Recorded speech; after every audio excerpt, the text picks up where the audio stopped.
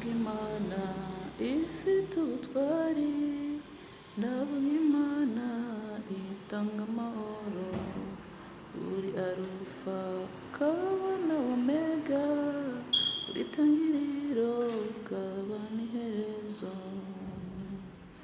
Mana wakwiyandanye rimwe urwobo rw'intare, ugakura Saduraka Meshaki na Abedenego mu muriro urahebuje, uri igitangaza, uri Imana nyamana.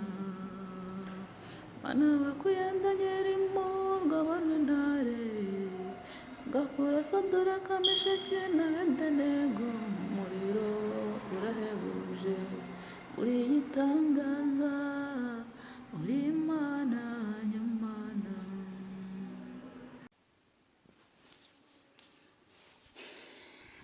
Uwiteka akomeze abarinde, Uwiteka akomeze abane namwe, nshuti z'umusaraba. Nizere ko aho muri hose, aho muherereye hose, mukomeje kugubwa neza.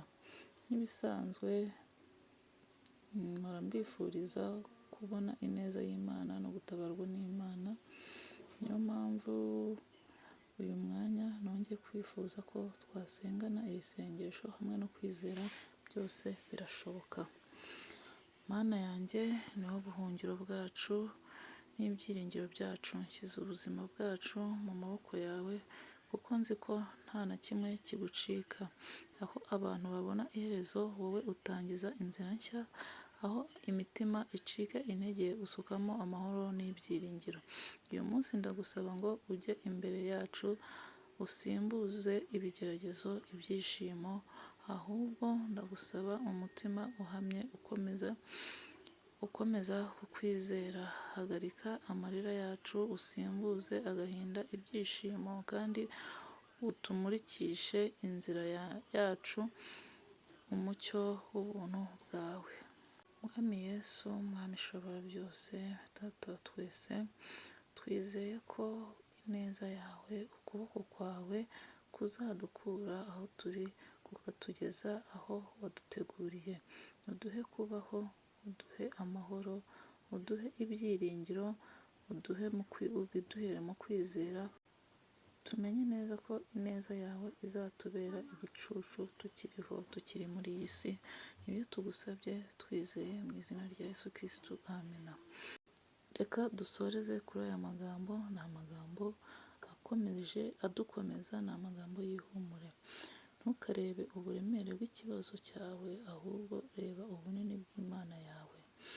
Ineza yayo ntitinzwa n'ibihe bikomeye, kandi imbabazi zayo ntizigira iherezo.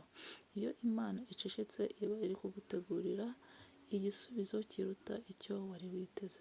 Komeza kwizera, kuko ukuboko kwayo kugera aho amaboko y'abantu agarukira. Imana ni nziza, Imana iradukunda. Reka tujye dufata umwanya tuyihimbaze. Ntabwo ari byiza ko duhora tuyisaba gusa, ahubwo natwe tujye dufata igihe tuyihimbaze, kugira ngo umunezero wayo utugereho, kugira ngo tube koko abana b'Imana. Ntabwo tuzi gusenga, nta nubwo tuzi gusaba, ahubwo yo ikora ibyayo nk'Imana, kandi ikabikorera igihe cyabyo. Reka twizere ko uku kwezi kwa munani kuzaba ukwezi kw'ibyiringiro, kuzaba ukwezi kw'ibisubizo. Niyo mpamvu mubwira nshuti bakunzi, wowe ubashije kumvira ijambo, ntugende udakoze subscribe kugira ngo tuzabane. Erega dushobora no gufata igihe tukazajya dusenga, tugahana umunsi. Dushobora no gushyiraho gahunda yo gufashanya mu buzima busanzwe. Ngaho mukomeze mugire ibihe byiza, Imana ibarinde.